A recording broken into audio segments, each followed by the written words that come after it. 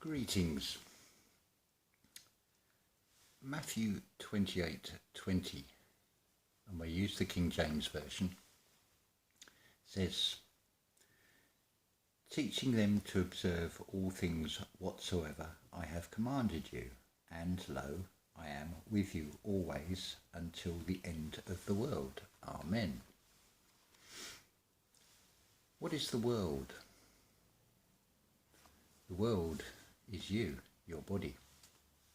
So yes, it's with you till the end. Notice it says lo, because we're in the earthly realm, solid matter state. There is,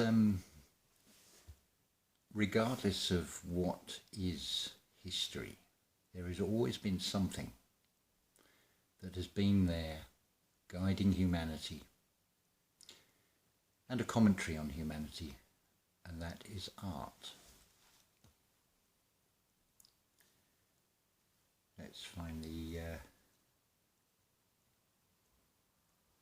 quote here. Where are we? Yes, Psalm 86:10. Again, King James Version. For thou art great, and doest wondrous things. Thou art God alone. Art is that spirit. Now you can say there are coincidences. So if we go back to Matthew 28:20, you've got 3 10s or 30. Christ starts his ministry at 30. Another example of a 10 is what is called that 10% tithing. It's basically where you are giving your vessel over to the Creator to work and express through you. And it works in mysterious, non-physical, non-material realm ways. So I'd like to share a true story with you, and I'll put the link in the description to this if you want to hear this for yourself straight from the person's mouth. It's the Mary Hanson interview series, and the guest in this particular case is a conductor and composer called Stanislaw Skrowaczewski. I think that's how it's pronounced. He was Polish, born in 1923 and died in 2017 at the age of 93. And it's a very extreme case, which, again, I'm going to say, is this coincidence? Something led me to find this and then relay it. So he recounts in his early years when his mother played the piano. As a baby, he would crawl round the back of the piano so he could not just hear it, but he could feel it, because it is all about in the feeling. He'd always had that creative, artistic spark, and he became a pianist. And as he says, World War II came along and his hands were basically, had a wall fall on them. So that's the end of his pianist career, which in that moment would seem devastating. But here's the thing, as Stanislaw says, just before that happened, he had doubts as to whether he wanted to be a pianist. Well, the answer was given to him. The choice was made for him. And it might seem terrible in that moment. But then when we carry on with his life story, we see a very different picture. 1956, he wins a conductor's competition. I think it was St. Cecilia he went on to be principal conductor for 20 years with the Minnesota Orchestra, a 10 years with the Halle Orchestra in Manchester, and then the Saarbrücken Orchestra. He received many awards as an outstanding conductor, and he's held in high regard for his interpretation of Bruckner symphonies. And it was that spiritual feeling in his interpretation that sort of drew me to his recordings, his conducting style with that music. But we live in a world of duality. Not only was he a conductor, he was also a composer. And as he says in his own words, a composer and a conductor are two opposite extremes. The conductor is an external communication to an audience. A composer, you have to go deep within yourself for what you want to express. You have to forget about all those marvellous works that you've interpreted and given to an audience. And of course, it's not one-way traffic. With any art, it's two-way traffic. It's the communication in that art. It is the Spirit of God, as it were, that is talking to you. So, and I know from speaking to many of you, it is like that. You have, if someone's trying to get your attention late at night, they might chuck a little pebble at the window and then a slightly bigger stone. This is what this reality does. If you don't listen to that inner voice,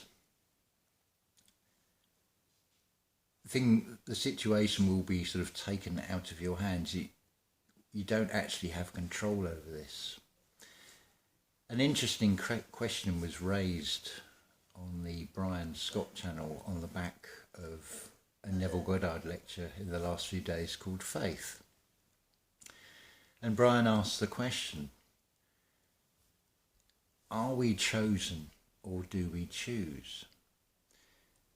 Now, to answer that, I would say it comes down to, if you have the idea and you want to believe in something and imagine what it would be like, that is part of it. But then you have to ask yourself, where did that idea actually come from?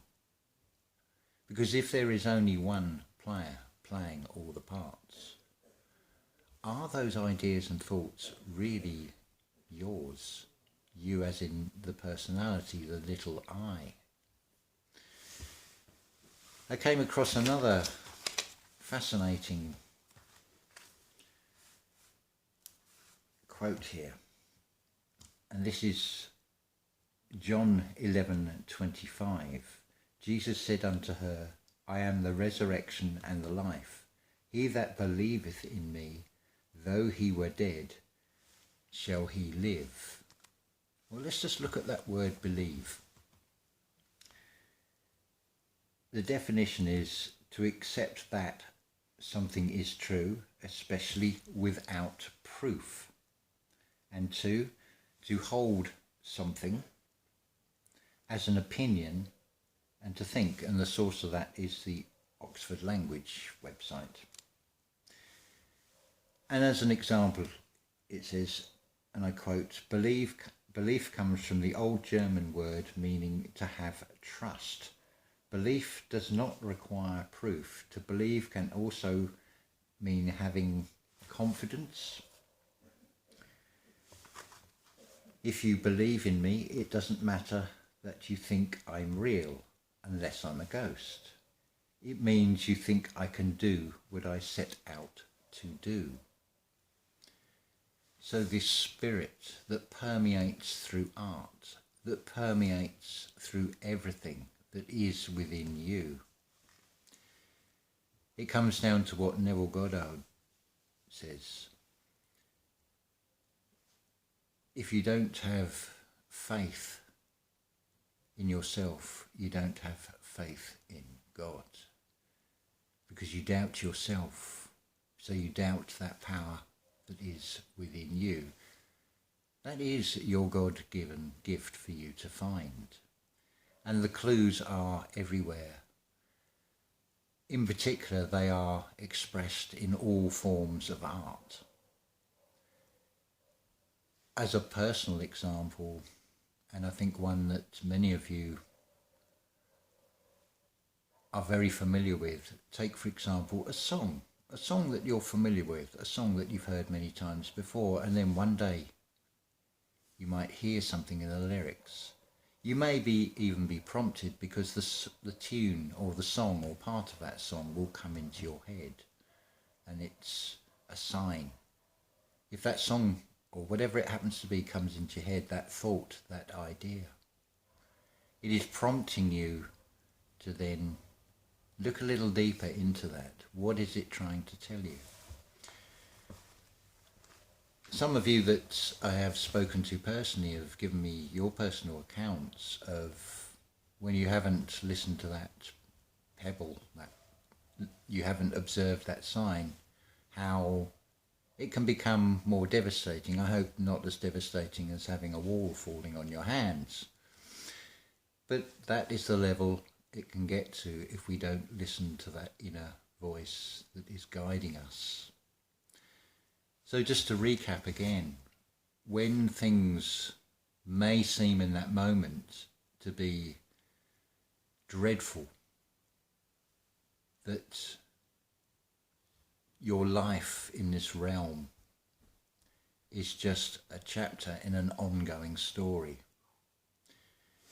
I can testify to this with, I've gone through anxiety, I've gone through depression, but I have come out the other side. I've had the experience of it, so I know what it feels like inside myself.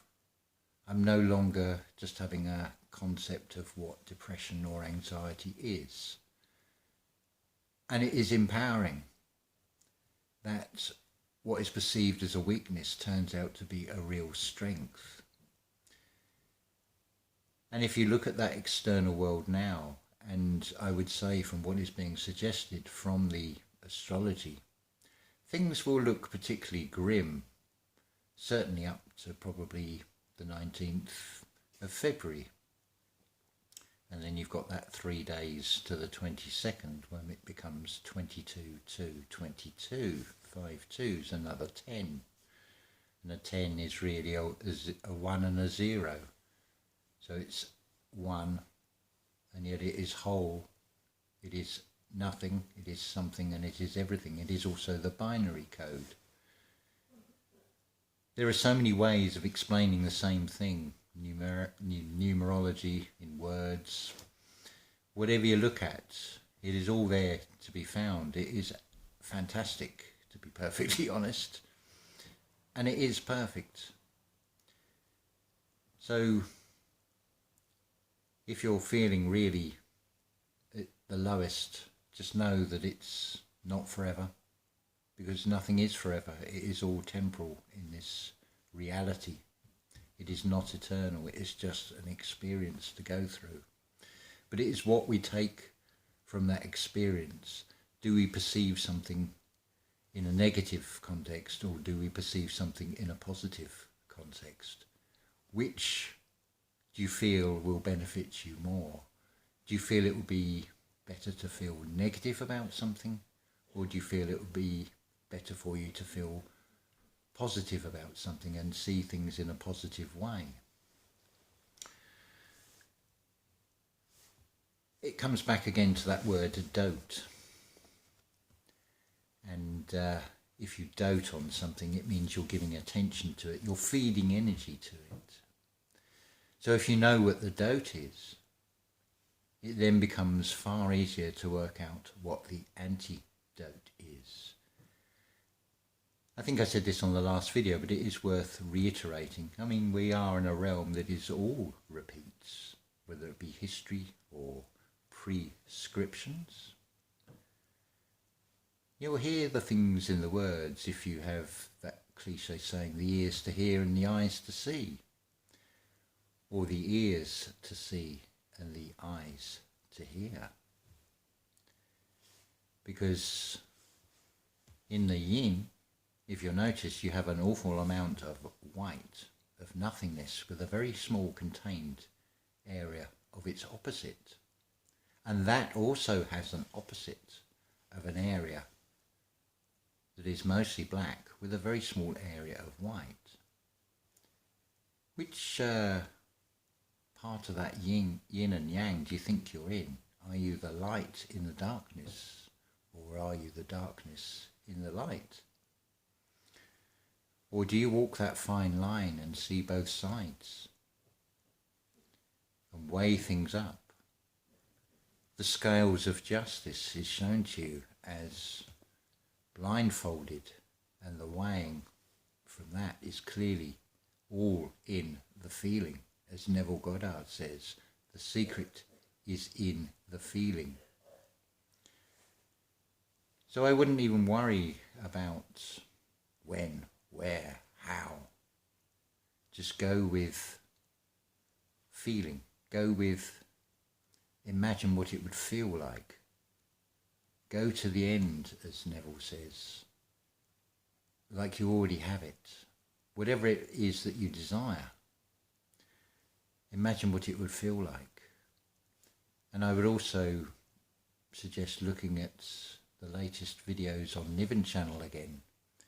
He's showing you there in the architecture, which is a form of art, another expression that is reflecting the human mind, and how the eyes work.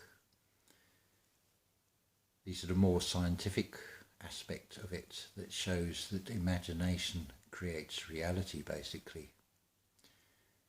It all depends on what you feel and how you feel about things as to the outcome.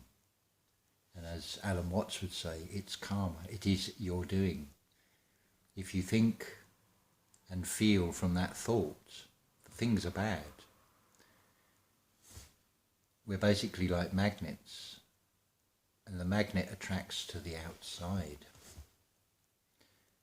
So it will be all around you. If you're feeling fear, you will draw more fear to you. But within inside of that magnet is the dielectric that is pushing out to the outside of that magnet. And that's basically what we are. The skin is basically a magnet that is interacting with the pores of the universe, the ether. Just depends how you see things and what perspective you see things from. Whether you see them from a higher perspective and a positive perspective. It's all about ascending, moving to the right, after all. Your journey is your journey, and I hope this has given you a hope, maybe even the ability to find the belief in yourself, because that's where it all comes down to. You are the centre of the universe, but we are all the centre of the universe because we are expressions of something that is greater than all of us, but combined we are all part of that same being, that same force, that same energy source. Anyway, I hope this has lifted your spirits a bit, but any questions do ask. I will do my best to answer them. If I can't answer them, I go within myself and the answers just come. It works with everything and anything in the external, right down to timing of cooking food. There's a whole new level of communication that opens up. If the Creator is in everything and there is nothing outside the Creator, then how could it be any other way? The only thing is are we tuned in to that right frequency to be able to unlock it? Can I connect with social media, or can I connect with a broadcast unless I have the equipment to do that? We're talking about the inbuilt natural equipment that is within inside us. Unless, of course, you go down the route of fear, and consent to having that connection cut off. It's that head of John the Baptist on the silver tray, in a way. But up to you what you do. But I just hope that you'll feel more positive out of this. So I will say love to you all and ta-ta for now.